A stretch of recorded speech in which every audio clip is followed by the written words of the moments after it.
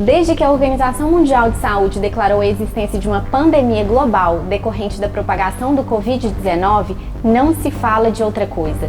Números de infectados, de mortos, aumento da cotação do dólar, queda da bolsa de valores, fechamento de comércios, superlotações de hospitais, enfim, tudo isso faz parte da pauta diária de todos ao redor do mundo, sem exceções. Meu nome é Júlia Belisário, sou advogada do Grupo Verde Gaia e hoje vim falar com você sobre os impactos decorrentes do Covid-19 nas relações de trabalho. Os impactos decorrentes do Covid-19 são inúmeros, quer sejam econômicos, políticos ou sociais. Todos, sem exceção, de uma forma ou de outra, estão sofrendo com essa pandemia. Mas é claro que tem aqueles na linha de frente, como é o caso dos empresários, que além de sofrerem com a diminuição de suas atividades e, consequentemente, queda de receitas, têm que se preocupar com os impactos legais e com as medidas mitigadoras que devem tomar nas mais diversas áreas do direito. No que toca à área trabalhista, as repercussões e as medidas mitigadoras a serem tomadas são várias. Exatamente por isso que inúmeras dúvidas estão surgindo, por exemplo, como eu devo agir perante o meu empregado? Ou ainda, quais são os meus direitos enquanto empregado? Então, pessoal, pensando nessas inúmeras perguntas que estou aqui com vocês hoje para aclarar de forma sucinta como devemos proceder no que tange às relações trabalhistas. Bom, vamos lá. Primeiramente, é importante trazer à tona a Lei 13.979, editada em 6 de fevereiro de 2020, que dispõe sobre as medidas para enfrentamento de emergência de saúde pública de importância nacional decorrente do coronavírus. O Decreto Legislativo número 6, de 20 de março de 2020, reconhece a ocorrência de calamidade pública. Já a recentíssima medida provisória número 927, de 22 de março de 2020, dispõe sobre as questões trabalhistas para o enfrentamento do estado de calamidade pública, reconhecido pelo Decreto Legislativo que eu acabei de citar, de número 6.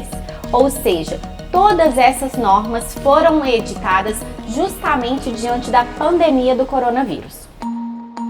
A Lei 13.979 dispõe sobre o isolamento do empregado, que ocorre naqueles casos em que as pessoas são isoladas por contaminação. Dispõe também sobre a quarentena, que é para prevenir a doença, naqueles casos de restrições de atividade ou separação de pessoas suspeitas de contaminação das pessoas que não estão doentes, e o afastamento para fazer os exames compulsórios. Num primeiro momento, vários profissionais do direito estavam entendendo que antes de se pensar em como o empregador pode e deve agir, a primeira coisa que deveria ser analisada é se existia ou não um acordo ou convenção coletiva do trabalho, já que nos termos do artigo 611-A da CLT, o acordo ou convenção coletiva prevalecem sobre a lei, quando dispõe, a exemplo, da redução de jornadas, da compensação de horas, do teletrabalho, da redução de salário. Entretanto, a recentíssima medida provisória de número 927 já deixou claro que as medidas trabalhistas poderão ser adotadas pelos empregadores para preservação do emprego e da renda e para enfrentamento do estado de calamidade pública, independentemente da existência ou não de acordo ou convenção coletiva de trabalho, ainda que trate sobre os temas contidos no artigo 611-A da CLT. Se não vejamos o disposto no artigo 2º da citada medida provisória 927.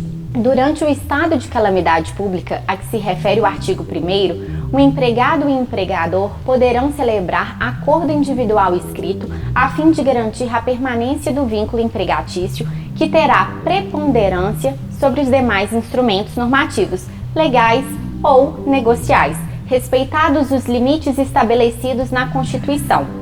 O artigo 3º dispõe sobre as medidas que poderão ser adotadas pelos empregadores, dentre outras as seguintes: teletrabalho, antecipação das férias individuais, a concessão de férias coletivas, o aproveitamento e a antecipação de feriados, o banco de horas, a suspensão de exigências administrativas em segurança e saúde do trabalho, além do direcionamento do trabalhador para a qualificação, o diferimento do recolhimento do Fundo de Garantia do Tempo de Serviço, o FGTS, como já citado no artigo 3º, inciso 2º da medida provisória 927, uma das saídas do empregador é dar férias para os seus empregados. Mas eu pergunto a vocês, isso seria possível mesmo a contragosto dos empregados? Sim, já que a época da concessão das férias será que melhor consulte os interesses do empregador, nos termos do artigo 136 da CLT. E esse, pessoal, é um dos poucos direitos que o empregador tem frente à legislação que regulamenta as relações trabalhistas. Mas aí vocês me voltam à pergunta. O artigo 135 da CLT diz que tem que ter um pré-aviso de 30 dias ao empregado, inclusive mediante recibo. Diante disso, como fazer? Essa obrigatoriedade legal foi relativizada pela medida provisória 927, que diz que o pré-aviso será de apenas 48 horas, com algumas regrinhas específicas. Se não, vejamos o que diz o artigo 6º. Durante o estado de calamidade pública a que se refere o artigo 1º, o empregador informará ao empregado sobre a antecipação de suas férias com antecedência de, no mínimo, 48 horas por escrito ou por meio eletrônico, com a indicação do período a ser gozado pelo empregado.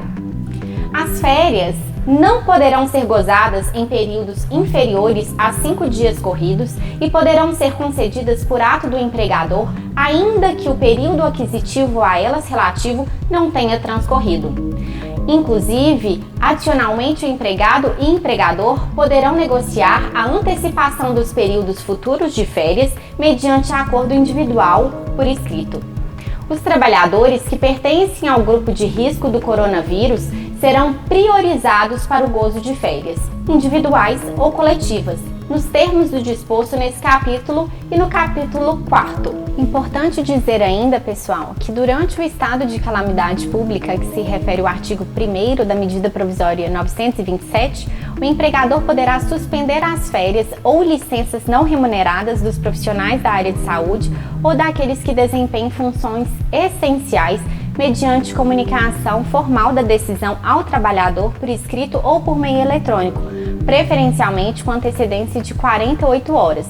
Já nos casos em que as férias forem concedidas durante o estado de calamidade pública, a que se refere o artigo 1º, o empregador poderá optar por efetuar o pagamento do adicional de 1/3 de férias após sua concessão até a data em que é devida a gratificação natalina. E aí vocês me perguntam, mas Júlia, como ficará a conversão de 1/3 de férias em abono pecuniário? Bom, o parágrafo único do artigo 8º da medida provisória 927 deixa claro que eventual requerimento por parte do empregado de conversão de 1/3 de férias e abono pecuniário estará sujeito à concordância do empregador. Aplicável também o prazo de 48 horas para a devida comunicação. E quanto ao pagamento da remuneração das férias?